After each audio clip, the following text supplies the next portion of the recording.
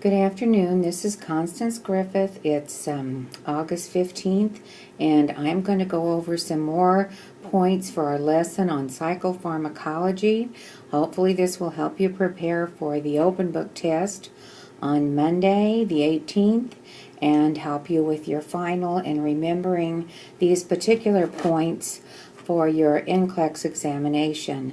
Many of the NCLEX style questions that I have viewed regarding mental health deal with some kind of pharmacology question. It's included in the points they make, so this is why I really want to emphasize a little more, give you my opinions, I guess, on the psychopharmacology.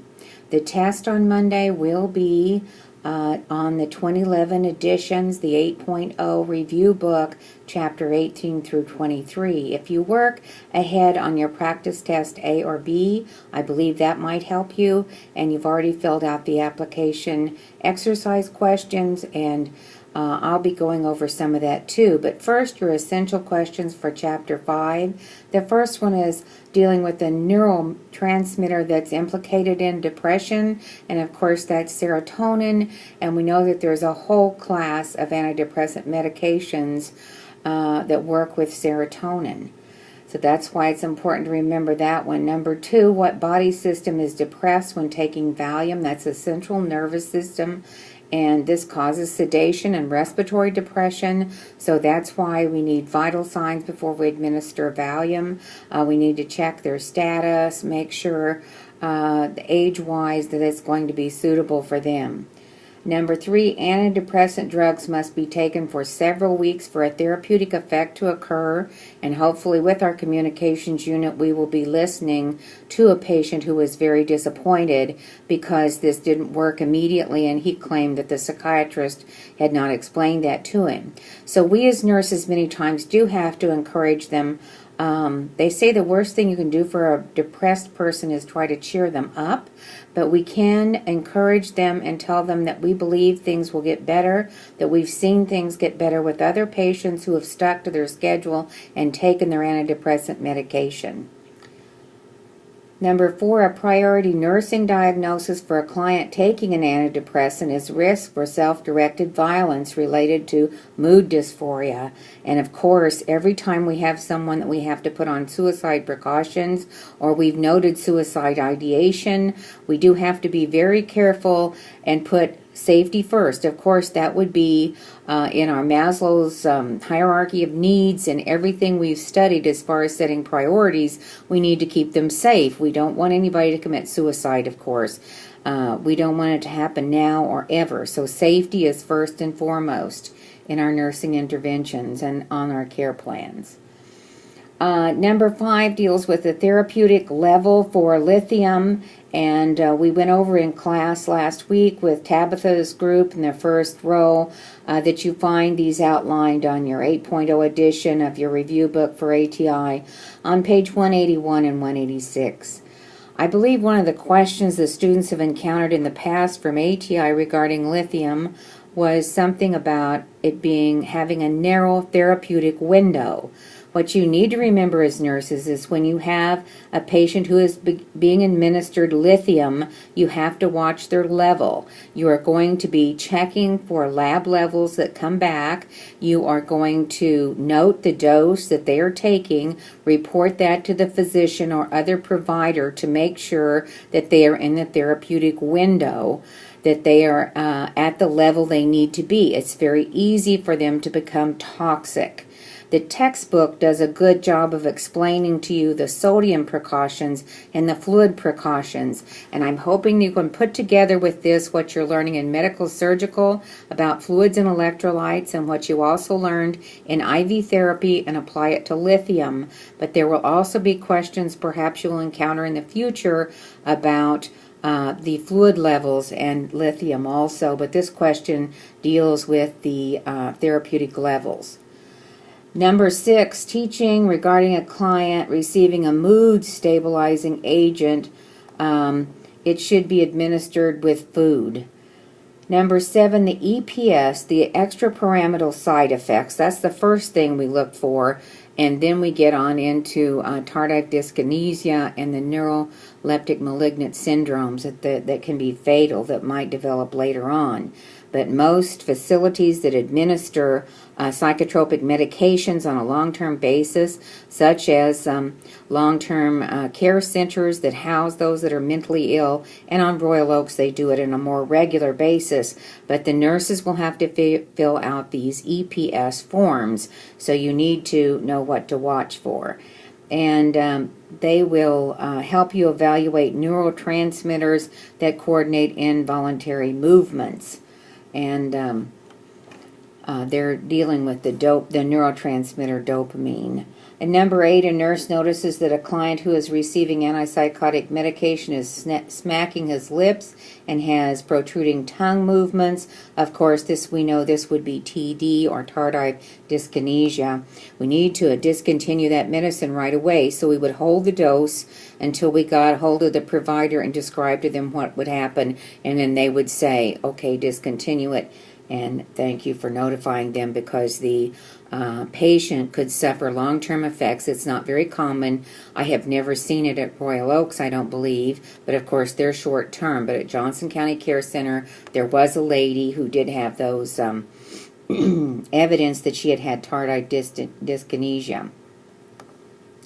Number 9, I have the game. What drug is it? This drug has both anticholinergic and antihistaminic properties and may be known primarily as a drug for Parkinsonism, and that's cogentin, of course, and it's used to treat these side effects that people get from antipsychotic agents. So you will need to remember cogentin and its Parkinson's like effects also.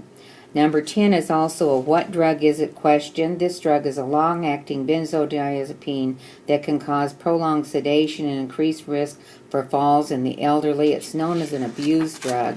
And years ago, my mother and I read this book called I'm Dancing as Fast as I Can, because Valium had become very popular in those days, and nobody had exposed in the medical world at that point how dangerous it could be. That drug is Valium, and its generic name is diazepam, and it's good to know both of those names. On number 11 in your essential questions for Chapter 5 in the psychopharmacology, we have, when teaching a client regarding anti-anxiety medication, the nurse would emphasize the side effect of fatigue and loss of coordination. And that's dealt with in Chapter 18 of ATI, and those are benzodiazepine, sedative, hypnotic, anxiolytics, or anti-anxiety drugs. And so I wanted you to write down, and if you haven't done that now, please go ahead and write, starting with Valium, ending with Klonopin, the brand and generic name, so you'll remember that class. On this street, they call those benzos, and they are downers, more or less. They're for anxiety. Then we have the atypical anxiolytic, non-barbiturate anxiolytics, and that's Buspar, Buspirone. That's a real common one according to what I've seen. And then we have that we've already talked about serotonin being the neurotransmitter for antidepressants. So the categories are listed in ATI. All these drugs are listed under that category. Zoloft, I'm familiar with these brand names more than the generic, so I'll let you just view the generic. Zoloft, Lexapro, Prozac, Luvox, and Paxil. And Zoloft I was prescribed, I believe, for depression after my dad died, and although I generally have irritable bowel syndrome and an alternating diarrhea and constipation, I had severe diarrhea. I've seen this side effect with patients also, so I would just caution you, and I don't know that the literature backs this up, with Zoloft, and your patients that are taking Zoloft, be sure to check for their bowel patterns. In Lexapro, that was commonly prescribed when I was working in the nursing homes in Harrisonville, and was, of course, one of the newer antidepressants then, seemed to be working very well. Prozac was originally thought to help with obsessive-compulsive disorder. There's no classification of medications for OCD, but they're trying some of these antidepressants. Luvox I saw very successfully used for severe OCD at Johnson County Care Center. This gentleman took showers about 15 times a day. That was his main compulsion. I think I was one of the nurses who brought to the attention of the prescribing physician that this gentleman was not on any medication to help him with the OCD. He was pretty stagnant as far as getting better. So actually when this medicine came in, this gentleman refused it, so the administrator of the facility and I had the opportunity to go talk to him. And we convinced him to take it. And then I had the privilege of doing a follow-up assessment, and I asked the patient himself, the resident, to estimate for me about how much he had cut down on his showering per day, and it had gone from around 15 times a day to 4 to 5 times a day, which is a significant improvement and probably helped his skin a lot and really helped him feel better in the end and helped him have time for more things. And I noticed that as he got better and better taking this Luvox, that he did not miss meals because he was in the shower. I think it helped his weight, helped him have a little bit of weight gain. Paxil is still pretty commonly prescribed in this area too. 12. What substance must be avoided when taking an MOAI? Now you remember that? Monoamine oxidase inhibitor. Now we had that reference back in nutrition because we had lists of foods that you avoid when, or the patients avoid when they're taking these particular antidepressants. That substances in those foods is tyramine, and that's your first blank on number 12. But what the foods actually contain the tyramine, but then we have lists of foods to avoid, such as aged cheese and pepperoni. I believe that's what they mention. Number 13 deals with agranulocytosis, and hopefully you remember that from pharmacology. In pharmacology, when I taught it, I remember us talking about agranulocytosis, or low white blood cell counts, in relation to antibiotics. I experienced that myself after I'd taken an oral antibiotic, had an antibiotic used topically, was started on sulfa drug, and then changed to clindamycin within 1 week, and ended up with continued fever and chills. And my white blood count at that time was 1.9. The nurse who called me from my primary care physician's office to tell me that I had this condition mispronounced it to the point that I did not know what she was talking about until I got to the emergency room and found out that I did have agranulocytosis with a white blood count of 1.9. So what happened there? I had an infection. My white blood cells weren't elevated as we would expect it. Well, what happened is because of the multiple antibiotics and the strong oral antibiotics I had been taking, my body was not fighting at all. It was not making those extra white blood cells to fight the infection. So that's when I began to have the high-powered IV antibiotics. So this medication in psych nursing and mental health nursing that we deal with that causes this agranulocytosis is Clozaril. It's not in this case because of the antibiotics they've been taking or infection in their body.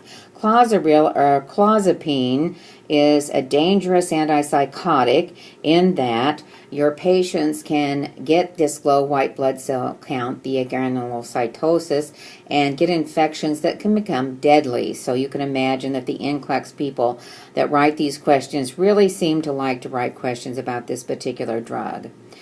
I don't believe I've seen or heard much about this at Royal Oaks, but at Johnson County Care Center, there were 3 residents who were on Clozaril, and really from seeing their behavior, only one of those would I have thought, oh yes, their behavior is so extreme, they really need this even though it can be dangerous.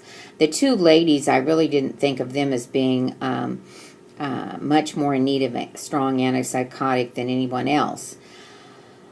But we did have the problem of getting the CBCs with the white blood cell to the doctor. The pharmacist would come and check over all the medication lists, mostly dealing with the Beers list, which would tell which ones are harmful for the elderly or harmful to be used on a long-term basis. But the Clozaril, of course, is harmful for anybody at any age if they get signs of infection. So your NCLEX-style questions will deal with what you are looking for. Well, you are looking for signs of infections. So if your patients or residents on these medicines get a sore throat, fevers, rashes, flu symptoms, you call the doctor and you tell them this was their last CBC, this was their last dose of Clozaril, and they will very quickly put 2 and 2 together and probably discontinue that medicine. Number 14, classification